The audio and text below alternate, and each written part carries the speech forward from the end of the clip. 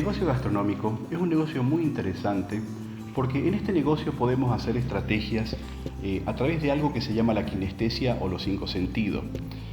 Lo primero que tenemos que entender es que un negocio gastronómico para que funcione tiene que tener ciertas estrategias genéricas, primeramente, ¿no? Como por ejemplo, digamos, ¿no? Tiene que crear un concepto, tiene que tener una expresión, y eso se hace a través de, digamos, tener, por ejemplo, un restaurante típico, a través de tener un restaurante que sea de lujo, a través de tener un grill, pero ese concepto es lo que primeramente va a definir tu público.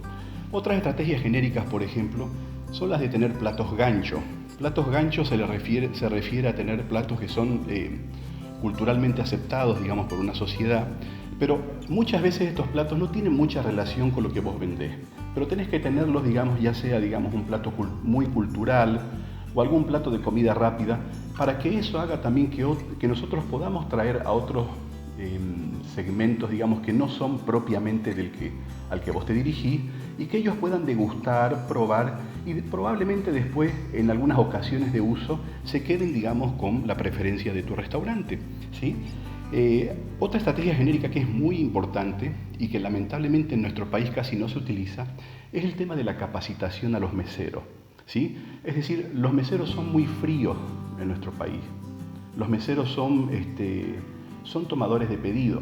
En otros lugares lo que vos podés ver, digamos, la gente que viaja mucho se da cuenta de que un mesero allá te empieza a ofrecer el postre, te hace sugerencia de la carta de vino, siempre te dice cuál es el especial de la casa. Ellos tienen una capacitación que es muy importante que la tengan, porque en un restaurante, en un negocio gastronómico, el mesero es el que se convierte en el influenciador de los platos o el que direcciona, digamos, a los platos más rentables o a los platos, digamos, que nosotros queremos que salgan más, ¿no es cierto? Otra estrategia genérica, por ejemplo, y esta es muy importante, especialmente en los restaurantes familiares, es tener parques para los niños, pero parques que realmente sean parques infantiles, ¿no? No simplemente tener una calecita o un par de cositas para los chicos, sino realmente tener como, por ejemplo, un globo loco, una cosa donde los niños puedan jugar totalmente libres, donde la madre no se preocupe. ¿Por qué? Porque cuando la madre, digamos, está pendiente del niño, la madre, digamos, va a comer apurada, el padre también, y eso va a impedir que la mamá o el papá del chico se tome un aperitivo, esté tranquila, se coma un postre, o después de comer, digamos, tenga un momento de distensión. Y eso es lo que realmente busca el negocio gastronómico. No solamente buscamos que la gente venga a nuestro negocio, sino de que la gente se quede todo el tiempo que nosotros podamos retenerla para colocarle más productos o más platos o más cosas, digamos, dentro de la cartera o de nuestro menú, ¿no es cierto? Lo siguiente que tenemos que entender son el tema de las estrategias, como decíamos al comienzo, de la kinestesia, es decir, todo lo que tiene que ver con los sentidos, ¿no? Por ejemplo, el sentido del gusto, que tu comida sea de mucha calidad, que realmente haya un cumplimiento de la promesa de valor, que vos tengas. Otra estrategia también que funciona mucho para el tema del gusto es tener tragos dulces, ¿no? Y esto lo están haciendo felizmente, digamos, muchos restaurantes, muchos hoteles, regalar cócteles de bienvenida, que eso tiene un costo muy bajo, ¿se entiende? Ahora, el trago dulce tiene una particularidad. Todo trago dulce que vos regalés en un mercado o en un restaurante, por decirte, tiene la particularidad que para el ser humano, cuando consume esto, el trago dulce tiene un impacto directo en lo que se llama el sistema de la recompensa o adicción, ¿no es cierto? Entonces, este tipo de estrategia hace que el consumidor, digamos, de una manera muy subliminal, tenga la preferencia por este tipo de restaurantes donde te regalan estas cosas ante otros que no te hacen estos obsequios, ¿no? Otro tema que es muy importante, o otro sentido muy importante, es el sentido del olfato. Y aquí, el día de hoy se ha desarrollado toda una disciplina que se llama el odomarketing. Y el odomarketing tiene que ver con aromatizar, que el día de hoy se venden miles y miles de fragancias que son exclusivamente, especialmente para el sistema o para el rubro gastronómico, ¿no? Te doy un caso. Burger King aromatiza, no sé si tú lo sabías, pero aromatiza, digamos, su restaurante con olor a barbacoa. Y eso sale por los ductos de aire, ¿no? Y la gente no se da cuenta, pero esto ya es una realidad y está sucediendo. Hay aromatizantes que se pueden utilizar, por ejemplo, en los lobbies de restaurantes, que vienen con olores a caramelos, con olores a chicle, que son olores muy poderosos para la mente humana porque nos teletransportan a la infancia, ¿sí?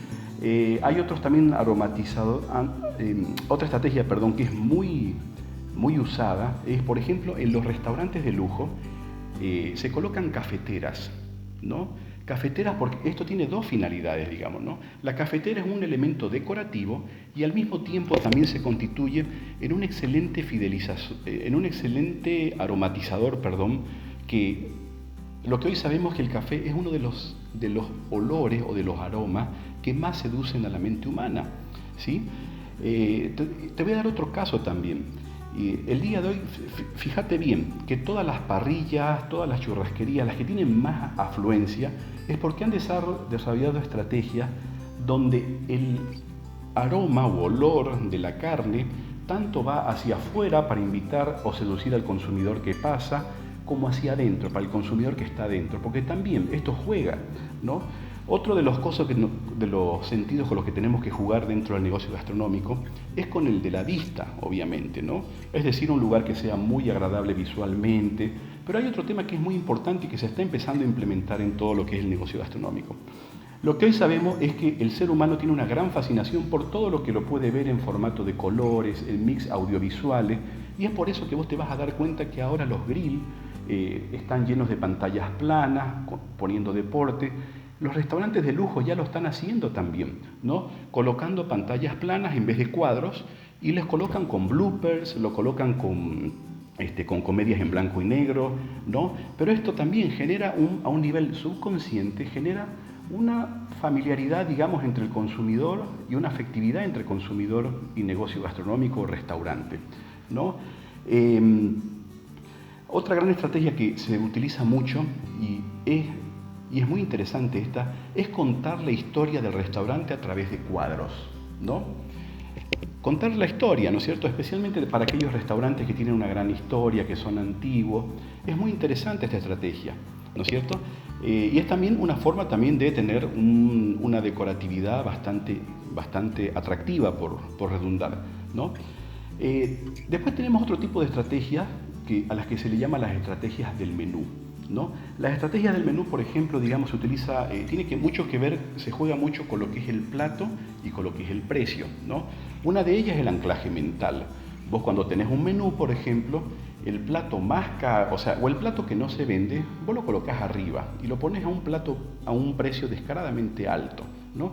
¿Para qué? El consumidor se asusta y los platos que vos realmente querés vender los colocás en el segundo lugar, y eso, es decir, un plato que vos lo tenés en 100, digamos, el consumidor se asusta, le parece caro, pero ya amigablemente va a ver todos los que vos querés vender, ya sea que vos los tengas en 50, 40, 60, pero ya abajo los colocás, digamos, con una diferencia bastante desproporcional, y eso lo va a hacer, digamos, que el consumidor lo coja casi por impulso, los que vos realmente querés vender, ¿no? Otra estrategia que es muy interesante es el de tener platos señuelo, ¿no? Son platos que vos sabés que el consumidor no los va, tu consumidor no los va a tomar, pero es muy interesante que vos tengas estos platos en la carta y que tengas también para servirlos, aunque no es tu especialidad, porque eso también conceptualiza tu negocio.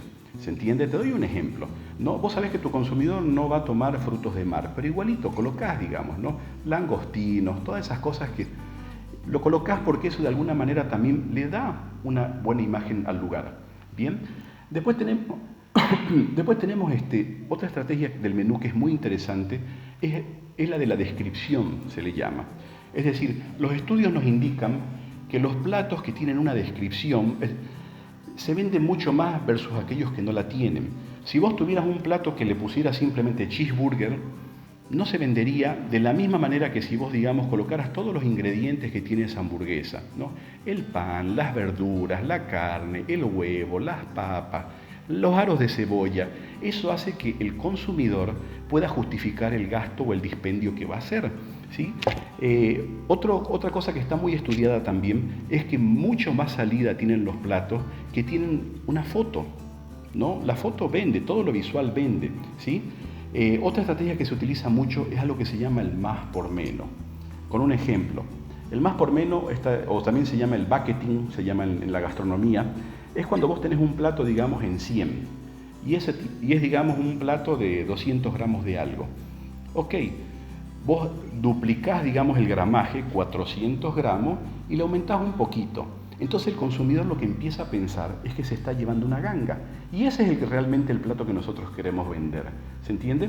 Pero eso se utiliza mucho en los platos más rentables y en los platos que queremos que salgan más, en los que, digamos, en los que tenemos alguna estandarización, ¿sí?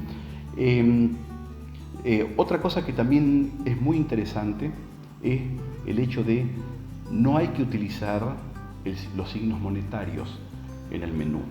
Simplemente vos, si un plato vale 150, ponele 150, no le pongan los signos monetarios, porque lo que hoy sabemos es que eso, digamos, al consumidor a un nivel subliminal le hace recordar que tiene que gastar, ¿se entiende? Y eso no es algo agradable, digamos, ¿no? Otra cosa en el menú también es colocar algunos platos, digamos, conceptualizarlos bajo un nombre familiar, ¿no? Como por ejemplo, la tarta de la abuela tanto. Eso funciona muchísimo, ¿no? ¿Por qué? Porque le genera, digamos, una familiaridad, genera un concepto también o una idea, digamos, de familiaridad, ¿no es cierto?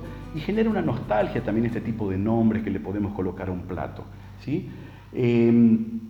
Bueno, finalmente, digamos, el tema de los precios hay que tener mucho cuidado, ¿no? Se pueden utilizar los precios psicológicos, los 0,95, los 0,99.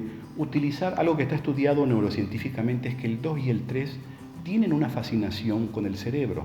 Tratemos de utilizar también el 2 y el 3, ¿no? Esto que yo te digo del 2 y el 3, te lo coloco con ejemplo, cómo el cerebro está clavado con esto.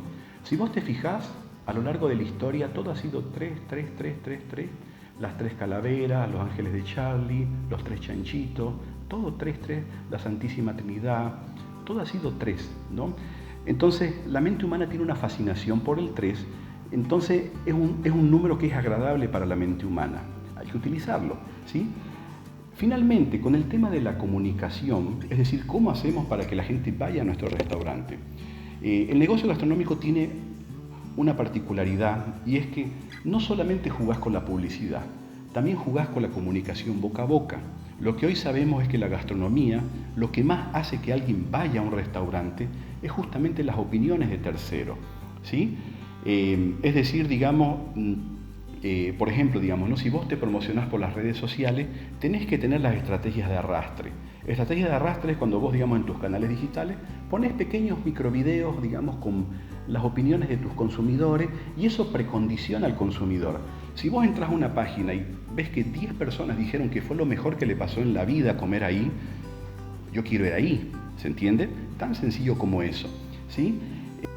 También se puede utilizar, o sea, se recomienda también utilizar mucho lo que es el marketing de contenido, ¿no? Es decir, el marketing de contenido es crear contenidos para una audiencia específica para que ellos conozcan lo que vos haces, ¿no? Que en este caso podrías utilizar simplemente recetas de cocina. Recetas de cocina que de alguna forma, digamos, vos podrías hacer este tipo de marketing de contenido, regalándoles recetas qué sé yo, a tus potenciales consumidores y ellos, digamos, al probarlo en la casa dicen, wow, aquí me salió riquísimo. ¿Cómo será en el original? ¿Cómo será en el restaurante? Yo quiero ir ahí, ¿no? Bueno, y la comunicación sí, si bien la comunicación usualmente es de nicho, pero tiene que ser también, tiene que haber un bastante gasto publicitario, especialmente para posicionar tu restaurante o negocio gastronómico. Bien, si quieres recibir información relacionada, al pie te dejo mi WhatsApp, envíame la palabra branding para recibir más. Muchísimas gracias.